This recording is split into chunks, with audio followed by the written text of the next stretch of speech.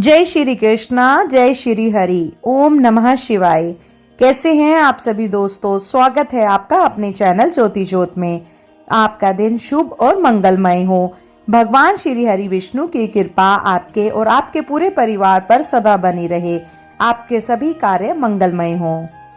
आज आप सुनेंगे माघ शीर्ष महात्म्य अध्याय 12। इससे पहले के अध्याय में आपने सुना था कि किस प्रकार भगवान श्री कृष्ण ने अन्य देवी देवताओं को धरती लोक पर जाने का निर्देश दिया था और किस प्रकार देवी देवताओं ने भूलोक पर अलग अलग अवतार ग्रहण किए थे। यह जानने के लिए आप पहले का अध्याय जरूर सुनिए। भगवान श्री कृष्ण ने जब अपनी प्रियतमा श्री राधा जी को समझाया और देवी देवताओं को धरती पर अवतार धारण करने के लिए कहा, तब श्री नारद जी ने पूछा, हे महाभाग्य का जन्म वित्रांत महान पुण्यप्रद और उत्तम है। वह जन्म मृत्यु और जरा का नाश करने वाला है। अतः आप इस प्रसंग को कुछ विस्तार के साथ बताइए। वसुदेव किसके पुत्र थे और देवकी किसकी कन्या थी? देवकी और वसुदेव पूर्व जन्म में कौन थे? उनके विवाह का वृत्तांत भी बतलाइए। अत्यंत क्रूर स्वभाव वाले कंस ने देवकी के 6 पुत्रों का वध क्यों किया और श्री हरि का जन्म किस प्रकार हुआ? यह सब मैं सुनना चाहता हूँ। आप कृपया पूर्वक कहिए। श्री नारायण ने कहा, महर्षि कश्यप ही वसुदेव थे और देव माता अतिथि के देव के रूप में अवतरण हुई थी। पूर्व जन्म के पुण्य के फल रूप से ही उन्होंने श्री हरि को पुत्र रूप से प्राप्त किया था। देवमन द्वारा मारिश के गर्भ से महान पुरुष देव वसुदेव का जन्म हुआ और उनके जन्म काल में अत्यंत हर्ष से भरे हुए देव समुदाय ने आनक और दुम्भी नामक बाजे बजाए थे। इसीलिए श्री हरि के जनक वसुदेव को प्राचीन संत महात्मा आनक तुंदु भी कहते हैं। यदुकुल में आहु के पुत्र श्रीमान देवक हुए थे, जो ज्ञान के समुद्र कहे जाते हैं। उन्हीं की पुत्री देवकी थी। यदुकुल के आचार्य गर्ग ने वसुदेव के साथ देवकी का विधि पूर्वक यथोचित विवाह संबंध कराया था। देवक ने विवाह के लिए बहुत सामान एकत्रित किए थे। उन्होंने उत्तम लग्न में अपनी पुत्री देवकी को वसुदेव के हाथ में समर्पण कर दिया। हे नारद, देवक ने दहेज में सहस्त्र घोड़ों, सहस्त्र स्वर्ण पात्र, वस्त्र, आभूषणों से विभूषित सैकड़ों सुंदरी दासियां, नाना प्रकार के द्रव्य, भांति भांति के रत्न, उत्तम मणि, हीरे तथा रत्नमय पात्र दिए थे। देवक की कन्या श्रेष्ठ रत्नम आभूषणों से विभूषित सैकड़ों चंद्रमों के समान कांतिमयी, त्रिभुवन मोहिनी, धन्य मान्य तथा श्रेष्ठ युवती थी। रूप और गुण की निधि थी। उनके मुख पर मंद मुस्कान की छटा छाई रहती थी। उसे रथ पर बिठाकर वसुदेव जब प्रस्थान करने लगे, तब बहन के विवाह में हर्ष से भरा हुआ कंस भी उसके साथ चला। वह तत्काल देवकी के रथ के निकट आ गया। इसी समय कंस को संबोधित करके आकाशवाणी हुई, राजेंद्र, क्यों हर्ष से फूल उठे हो? यह सच्ची बात सुनो। देवकी का 8वां गर्भ तुम्हारी मृत्यु का कारण होगा। यह सुनकर महाबली कंस ने हाथ में तलवार ले ली। देवी वाणी पर विश्वास करके भयभीत और कुपित होकर वह महापाव नरेश देवकी का वध करने के लिए उद्यत हो उठा। वसुदेव जी बड़े भारी पंडित, नीतिज्ञ और नीति शास्त्र के ज्ञान में निपुण थे। उन्होंने कंस को देव का वध करने के लिए उद्यत देखकर उसे समझाना आरंभ किया। वसुदेव जी बोले, राजन, जान पड़ता है तुम राजनीति नहीं जानते हो। मेरी बात सुनो, यह तुम्हारे लिए हितकर और यशस्कर है। साथ ही कलंक को दूर करने वाली, शास्त्रों द्वारा प्रतिपादित तथा समय के अनुरूप भी है। भूपाल, यदि इसके 8वें गर्भ से ही तुम्हारी मृत्यु होने वाली है, तो इस बेचारी का वध करके क्यों अपयश लेते हो और आपके लिए नरक का मार्ग प्रशस्त करते हो। जीव मात्र के वध से ही न्यून अधिक पाप होता है, परंतु ब्रह्म हत्या बहुत बड़ा पातक है। स्त्री का वध करने से मनुष्य को ब्रह्म हत्या के समान पाप लगता है। विशेषतः यह तुम्हारी बहन है, तुमसे पाली और पोषण होने वाली योग्य है तथा तुम्हारी शरण में आई है। नरेश्वर, इसका वध करने पर तुम्हें 100 स्त्रियों की हत्या का पाप लगेगा। मनुष्य जप तप दान पूजा तीर्थ दर्शन ब्राह्मण भोजन और होम यज्ञ आदि का अनुष्ठान स्वर्ग की प्राप्ति के लिए ही करता है। हे नरेश्वर, अपनी इस बहन को छोड़ दो, मारो मत। तुम्हारी राजसभा में कई प्रकार के विद्वान हैं, तुम उन सब से पूछो कि इसके विषय में क्या करना चाहिए। भाई, इसके 8वें गर्भ में जो संतान होगी उसे मैं तुम्हारे हाथ में दे दूंगा, उससे मेरा क्या प्रयोजन है। अथवा ज्ञान शिरोमणि जितनी भी संतानें होगी उन सबको मैं तुम्हारे हवाले कर दूंगा, क्योंकि उनमें से एक भी मुझे तुमसे अधिक प्रिय नहीं है। राजेंद्र, बहन को जीवित छोड़ दो, यह तुम्हें बेटी के समान प्यारी है। तुमने अपनी इस छोटी बहन को सदा मीठे अन्न पान देकर पाल पोस कर बड़ा किया है। वसुदेव जी की यह बात सुनकर राजा कंस ने बहन को छोड़ दिया। वसुदेव जी प्यारी पत्नी के साथ लेकर अपने घर गए। नारद देवकी के गर्भ से क्रमशः जो 6 संतानें हुई उन्हें वसुदेव जी ने कंस को दे दिया, क्योंकि वे सत्य से बंधे हुए थे। कंस ने क्रमशः उन सबको मार डाला। देवकी की 7वें गर्भ से आने पर कंस ने भय के कारण उसकी रक्षा करी और विशेष ध्यान दिया, परंतु योग माया ने उस गर्भ को खींचकर रोहिणी के पेट में रख दिया। रक्षकों ने राजा को यह सूचना दी कि देवकी का 7वां गर्भ गिर गया। उसी गर्भ से भगवान अनंत प्रकट हुए, जो संकरण नाम से प्रसिद्ध हुए। फिर देवकी का 8वां गर्भ प्रकट हुआ, जो वायु से भरा हुआ था। 9वां मास व्यतीत होने के बाद 10वां मास उपस्थित होने पर सर्वदर्शी भगवान ने उस गर्भ पर दृष्टिपात किया। समस्त नारियों में श्रेष्ठ देवी देवकी स्वयं तो रूपवती थी ही, भगवान के दृष्टिपात करने पर तत्काल ही उनका सौंदर्य चौगुना बढ़ गया।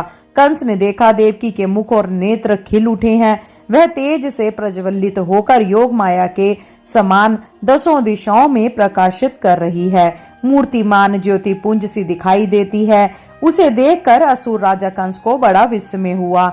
उसने मन ही मन कहा, इस गर्भ से जो संतान होगी वही मेरी मृत्यु का कारण है। ऐसा कहकर कंस यत्न पूर्वक देवकी और वसुदेव की रखवाली करने लगा।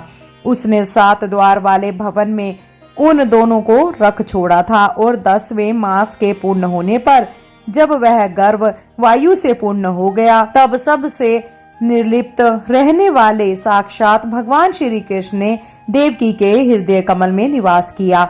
उस समय महामनस्वी वसुदेव ने देवकी पर दृष्टिपात करके समझा लिया कि प्रसव काल संकिष्ट आ गया है। फिर वो भी भगवान श्री हरि का स्मरण करने लगे। रम्य प्रदीप से युक्त उस परम मनोहर भवन में उन्होंने तलवार, लोहा, जल और अग्नि को लाकर रखा।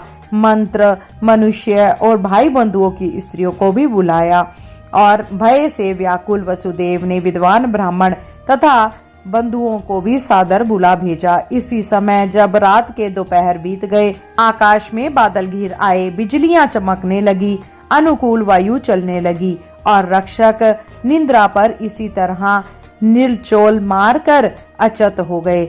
और तब धर्म, ब्रह्मा और शिव आदि देवेश्वर गण वहां आए तथा गर्भस्थ परमेश्वर की स्तुति करने लगे। देवता बोले, भगवान, आप समस्त संसार की उत्पत्ति के स्थान हैं, किंतु आपकी उत्पत्ति का स्थान कोई नहीं है। आप अनंत, अविनाशी, निष्पाप, सगुण, निर्गुण तथा महान ज्योति स्वरूप हैं। आप निराकार होते हुए भी भक्तों के अनुरोध से साकार बन जाते हैं। आप पर किसी का अंकुश और नियंत्रण नहीं है। आप सर्वथा स्वच्छंद, सर्वेश्वर, सर्वरूप तथा समस्त गुणों के आश्रय हैं। आप संतों को सुख देने वाले, दुष्टों को दुख दूर करने वाले और दुर्गम स्वरूप एवं दुर्जन के नाशक हैं। आप तक तर्क की बहुच नहीं होती है। आप सबके आधार हैं, शंका और उपद्रव से शून्य है। आपको रिझाना या लांघना कठिन ही नहीं, असंभव है। आपके निश्वास से वेदों का प्रकट्य हुआ है, इसीलिए आप उनके प्रादुर्भाव के हेतु संपूर्ण वेद आपके स्वरूप हैं। छंद आदि वेदांग भी आपसे भिन्न नहीं है।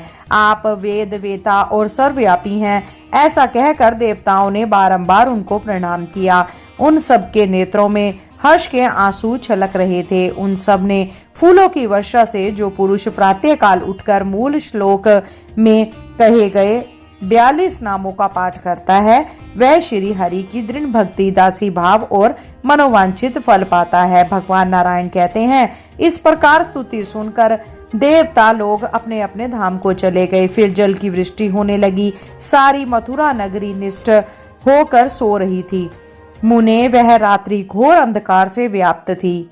जब रात के 7 मुहूर्त निकल गए और 8वां उपस्थित हुआ, तब आधी रात के समय सर्वोत्कृष्ट शुभ लगन आया। वह वेदों से अतिरिक्त तथा दूसरों के लिए दुर्जन स्तर्थ था। उस लग्न पर केवल शुभ ग्रहों की दृष्टि थी, अशुभ ग्रहों की नहीं थी। रोहिणी नक्षत्र और अष्टमी तिथि के संयोग से जयंती नामक योग संपन्न हो गया था।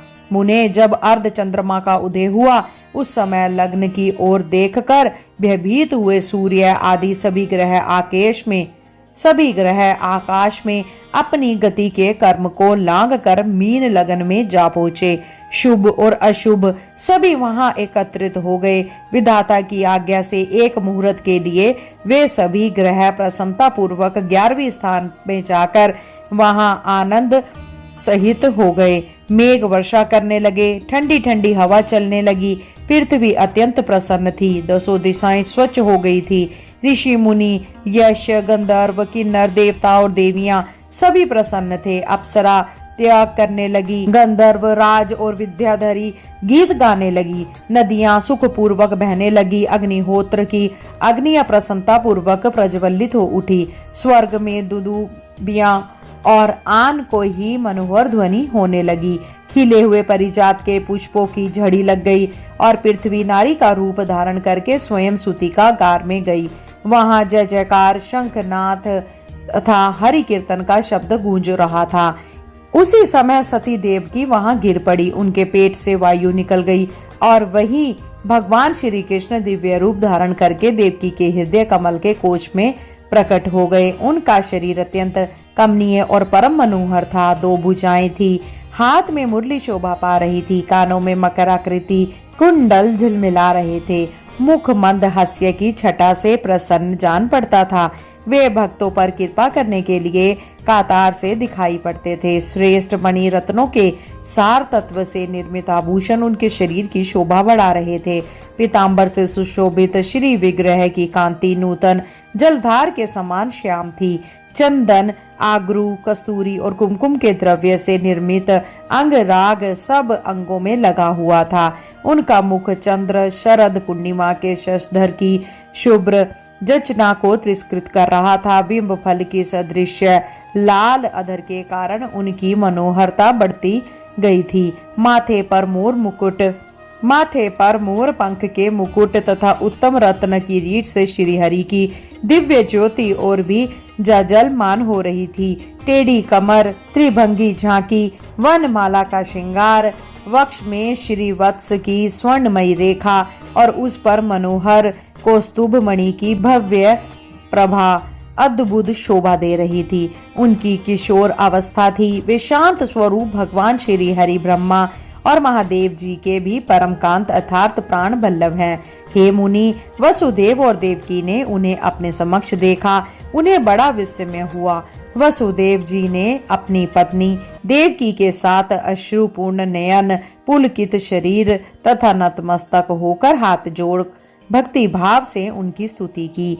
वसुदेव जी बोले, भगवान, आप श्रीमान सहज शोभा के संपन्न, इंद्रिया दत्त, अविनाशी, निर्गुण, सर्वव्यापी, ध्यान से भी किसी के वश में ना होने वाले, सबके ईश्वर और परमात्मा है। आप स्थूल से भी अत्यंत स्थूल, सर्वत्र व्यापक, अतिशय सूक्ष्म, दृष्टि पथ में ना आने वाले, समस्त शरीरों में साक्षी रूप में स्थित तथा अदृश्य हैं। विभो, आप सर्वेश्वर, स्वरूप और सर्वत अविनाशी और सर्वाधार, निराधार और तर्क की अविषय हैं। मैं आपकी क्या स्तुति करूं?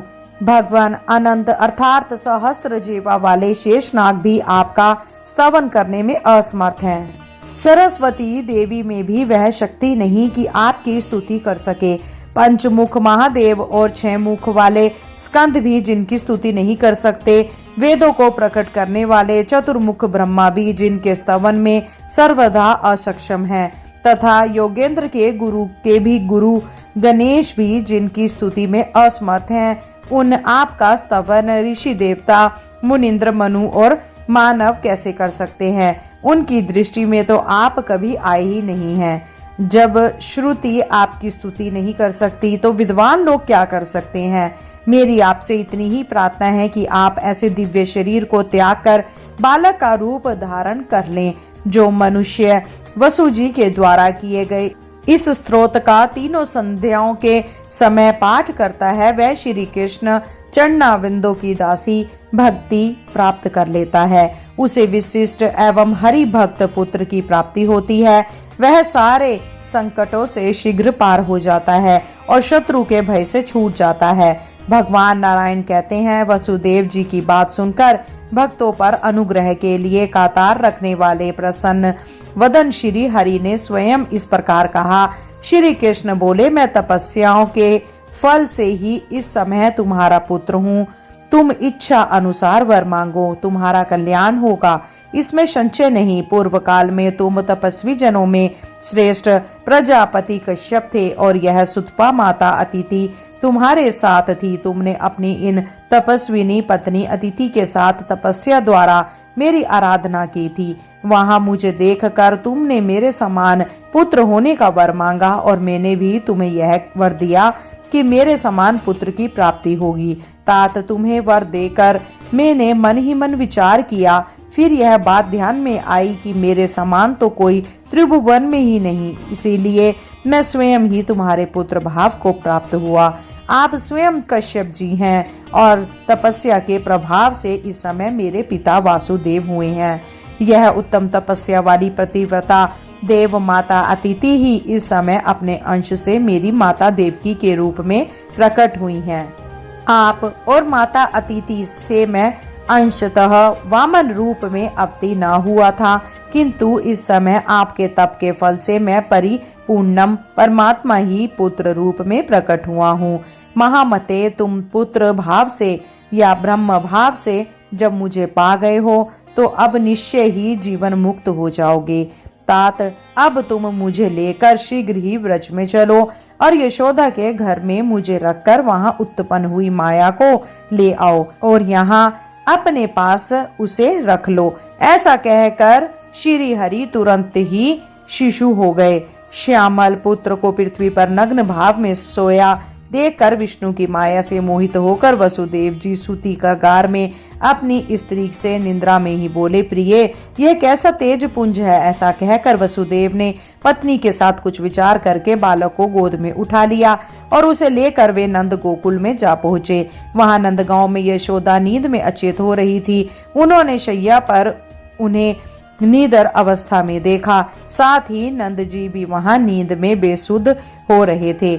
वहां घर में कोई भी प्राणी नहीं थे, वे सब सो रहे थे। वसुदेव जी ने देखा, तपाए हुए सुवर्ण के समान गौर कांति वाली एक नग्न बालिका पड़ी पड़ी घर की छत की ओर दृष्टिपात कर रही है। उसके प्रसन्न मुख पर मंद मुस्कान की छटा छा रही थी। उसे देखकर वसुदेव जी को बड़ा विस्मय हुआ। वे तुरंत ही पुत्र को वहां सुलाकर कन्या को गोद में लेकर डरती डरती मथुरा की ओर गए और अपनी पत्नी के सूतिका गार में जा पहुँचे। वहीं उन्होंने उस महामाया स्वरूपिणी बालिका को सुला दिया। बालिका जोर जोर से रोने लगी। उसे देखकर देवकी थर्रा उठी। उस बालिका ने अपने रोने की आवाज से ही रक्षकों को जगा दिया। रक्षक शीघ्र उठकर खड़े हो गए और उस बालिका को छीनकर कंस के निकट जा पहुंचे। देवकी और वसुदेव भी शोर से विबल होकर पीछे पीछे गए। हे महामुनि, बालिका को देखकर कंस को अधिक प्रसन्नता नहीं हुई। उस रोती हुई बच्ची पर भी उसे दया नहीं आई। वह क्रूर कर्मा असुर पत्थर पर मारने के लिए आगे बढ़ा। उस समय वसुदेव और देवकी ने बड़े आदर के साथ उससे कहा, नृप श्रेष्ठ कंस, तुम नीति शास्त्र में निपुण विद्वान हो, अतः हमारी सच्ची नीति युक्त तथा मनोहर बात सुनो। भैया, तुमने हमारे भाई बंधु होकर भी हम दोनों के 6 पुत्रों का वध कर डाला, फिर भी तुम्हें दया नहीं आती। अब इस 8वें गर्भ में यह अबला बालिका प्राप्त हुई है। हमारी इस बच्ची को मारकर तुम्हें भूतल पर कौन सा महान ऐश्वर्य प्राप्त हो जाएगा? क्या एक अबला युद्ध के मुहान पर तुम्हारी राजलक्ष्मी का हनन करने में समर्थ हो सकती है? ऐसा कहकर वसुदेव की दोनों दुरात्मा कंस के सामने वहां फूट फूट कर रोने लगे। कंस बड़ा निर्दयी था। उसने उन दोनों की बात सुनकर इस प्रकार उत्तर दिया। कंस बोला, बहन मेरी बात सुनो, मैं तुम्हें समझाता हूँ। विधाता देववंश एक तिनके के द्वारा पर्वत को धराशायी करने में समर्थ है, एक कीड़े के द्वारा सिंह और व्याघ्र को, एक मच्छर के द्वारा विशालकाय हाथी को नष्ट कर सकता है, शिशु के द्वारा महान वीर का, शूद्र जंतुओं द्वारा विशालकाय प्राणी का, चूहे के द्वारा बिल्ली का और मेंढक के द्वारा सर्प का वध करा सकते हैं। इस प्रकार विधाता जन्य के द्वारा जनक का, भक्ष के द्वारा भक्षक का, अग्नि के द्वारा और जल का और सूखे तिनके के द्वारा अग्नि का नाश करने में समर्थ है। एकमात्र द्विज जनों में समुद्र को पिला लिया था, अतः तीनों में विधाता की विचित्र गति को समझ पाना अत्यंत कठिन है। देव योग से यह बालिका ही मेरा नाश करने में समर्थ हो जाएगी, अतः मैं बालिका का भी वध कर डालूंगा। इस विषय में विचार करने की आवश्यकता नहीं है। ऐसा कहकर कंस उस बालिका को मारना ही चाहता था कि वसुदेव जी ने पुनः उनसे कहा कि राजन, तुमने अब तक व्यर्थ की ही हिंसा की है। कृपा निधि, अब इस बालिका को मुझे दे दो। महामुनि उनकी बात सुनकर विचारज्ञ संतुष्ट हो गया। इसी समय उसे बोध कराती हुई आकाशवाणी प्रकट हुई। ओ मूढ़ कंस, तू विधाता की गति को ना जानकर किसे मारने जा रहा है? तेरा वध करने वाला बालक कहीं उत्पन्न हो गया है, समय आने पर प्रकट होगा। यह देववाणी सुनकर राजा कंस ने बालिका को त्याग दिया। वसुदेव और देवकी उसे पाकर बड़े ही खुश हुए। वे उस बालिका को छाती से लगाए घर को लौट आए। मरी हुई कन्या मानो पुनः जी गई हो। इस प्रकार उसे पाकर वसुदेव जी ने ब्राह्मणों को बहुत सारा धन दिया। वीरप वह कन्या परमात्मा श्री कृष्ण की बड़ी बहन हुई। पार्वती के अंश से उसका आविर्भाव हुआ था। लोक में वह आकांक्षा नाम से विख्यात हुई। द्वारका में रुक्मणी के विवाह के अवसर पर वसुदेव जी ने उस कन्या को भगवान शंकर के अंश अवतार महर्षि दुर्वासा के हाथों भक्ति पूर्वक दे दिया। मुनि इस प्रकार श्री कृष्ण जन्म के विषय में सारी बात बताई गई। इसका बारंबार कीर्तन जन्म मृत्यु और जरा के कष्ट को नष्ट करने वाला सुखदायक और पुण्यदायी है। श्रोताओं, यह अध्याय यहीं समाप्त होता है। इसके आगे का वृतांत आपको अगले अध्याय में हम सुनाएंगे। अब आरंभ करते हैं श्री कृष्ण चालीसा का पाठ। बंशी शोभित कर मधुर, नील जलद तन श्याम, अरुण अधर जनु बिंब फल, नयन कमल अभिराम, पूर्ण इंद्र अरविंद मुख, पीतांबर शुभ साज, जय मने मोहन मदन छवि, कृष्ण चंद्र महाराज। जय यदुनंदन जय जगवंदन, जय वसुदेव देव की नंदन, जय यशोदासुत नंद दुलारे, जय प्रभु भगतन के दृग तारे, जय नट नागर नाग नथैया, कृष्ण कन्हैया धेनु चरैया, पुनि नख पर प्रभु गिरिवर धारो, आओ दीनन कष्ट निवारो, वंशी मधुर अधर धरि टेरो, होवे पूर्ण विने यह मेरो, आओ हरि पुनि माखन चाखो, आज लाज भारत की राखो, गोल कपोल चिबुक अरु डारे, मृदु मुस्कान मोहिनी डारे, राजित राजीव नयन विशाला, मोर मुकुट बैजंती माला, कुंडल श्रवण पीत पट आछे, कटी कंकीणी काछिनि काछे, नील जलज सुंदर तनु सोहे, छवि लखी सुर नर मुनि मन मोहे, मस्तक तिलक अकल घंघुराले, आओ कृष्ण बांसुरी वाले, करी पए पान पूतन ही तार्यो, आका बका कागा सुर मार्यो। मधुवन जलत अगिन जब ज्वाला, बेशीतल लखत ही नंद लाला। सुरपति जब ब्रज चढ़ी ओरिसाई, मूसर धार वारी वर्षाई। लगत लगत ब्रज चहन बहायो, गोवर्धन नख धारी बचायो। लखी यशोदा मन भ्रम दिखाई, मुख मह 14 भुवन दिखाई। दुष्ट कंस अति उधम मचायो, कोटि कमल जब फूल मंगायो। नाथी काली यही तब तुम ली है, चरण चिन्ह दे निर्भय कीने। करी गोपिन संग रास विलासा, सबकी पूर्ण करी अभिलाषा। केतिक महासुर संहार्यो, कंस ही केस पकड़ी दे मार्यो। मात पिता की बंदी छुड़ाई, उग्रसेन काम राज दिलाई। मही से मृतक छहो सुत लायो, मातु देव की शोक मिटायो। भौमासुर मुर दैत्य संहारी, लाए 18 सहज कुमारी। देवी मही तृण चीर संहारा, जरा सिंधु राक्षस कहूँ मारा। असुर बकासुर आदिक मार्यो, भगतन के तब कष्ट निवार्यो। दीन सुदामा के दुख टार्यो, तंदुल 3 मूठ मुख डार्यो। प्रेम के साग विदुर घर मांगे, दुर्योधन के मेवा ते आगे। लखी प्रेम की महिमा भारी, ऐसे श्याम दीन हितकारी। भारत के पारथ रथ हाके, लिए चक्र कर नहीं बल थाके। निज गीता के ज्ञान सुनाए, भगतन हृदय सुधा वर्षाए।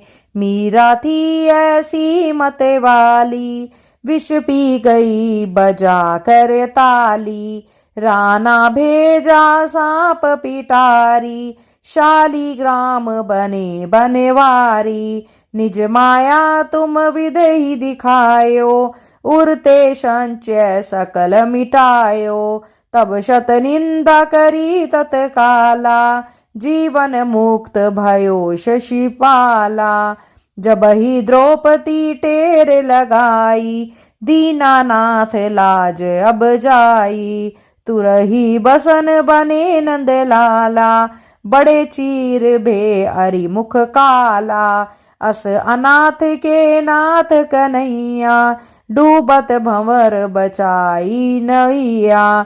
सुंदर दास आस उरधारी, दया दृष्टि कीजे बनवारी। नाथ सकल मम कुमति निवारो, क्षमहु बेगी अपराधे हमारो।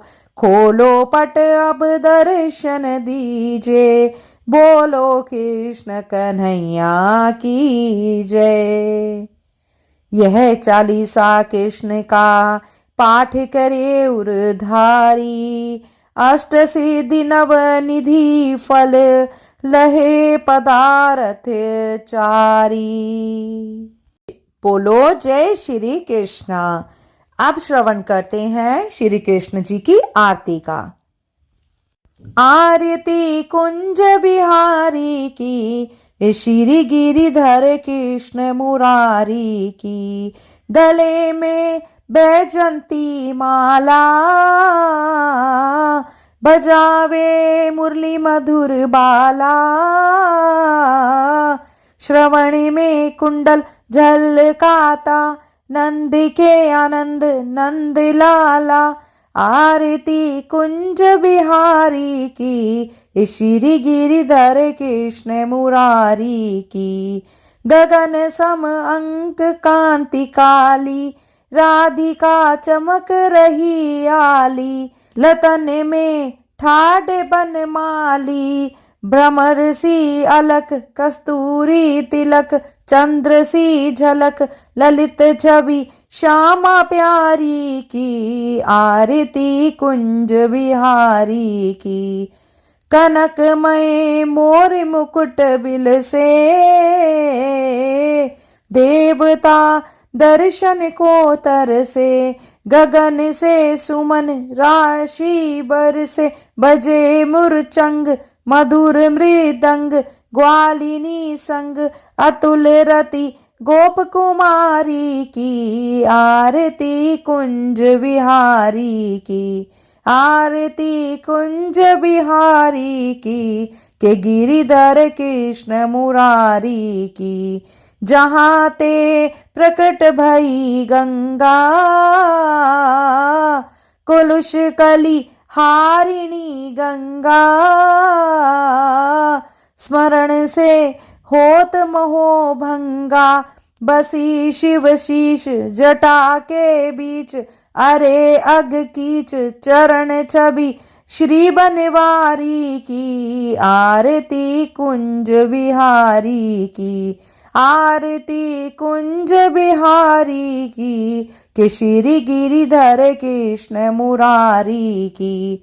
चमकती उज्ज्वल तट रेणु, बज रही वृंदावन बेनु, चहुंग दिशि कोपी ग्वाल धेनु, हसत मृदु मंद चांदनी चंद, कटत भव फंद टेर सुनु दीन भिखारी की, आरती कुंज बिहारी की, आरती कुंज बिहारी की, के गिरिधर कृष्ण मुरारी की। बोलो श्री कुंज बिहारी की जय, राधा रानी की जय।